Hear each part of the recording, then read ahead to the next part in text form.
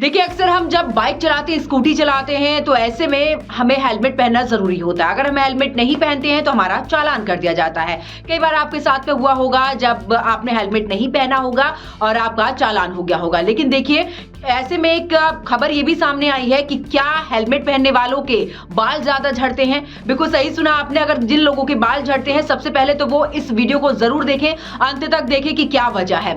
दरअसल ये कहा जाता है कि हेलमेट पहनने से बाल झड़ते हैं। बहुत बार इस बात का जिक्र भी हुआ, लेकिन हाल ही में इसको लेकर एक्सपर्ट्स ये कहते हैं कि ऐसा बिल्कुल नहीं है। हेलमेट पहनने से बाल नहीं झड़ते। हाँ, आपको कुछ दिक्कतें हो सकती है अगर आप शेयरिंग में, यानी कि पहले किसी ने हेलमेट पहना हो, उसके बाद अगर आप उस हेलमेट को पहन लेते हैं, तो आपकी जो स्कैल्प होता है उसमें फंगस हो सकती है, यानी कि आपको दिक्कत हो सकती है, डैंड्रफ आपको हो सकता है। तो कोशिश करें कि अपना हेलमेट बिल्कुल अलग रखें, यानी कि सेपरेट रखें, आप उसी का इस्तेमाल करें।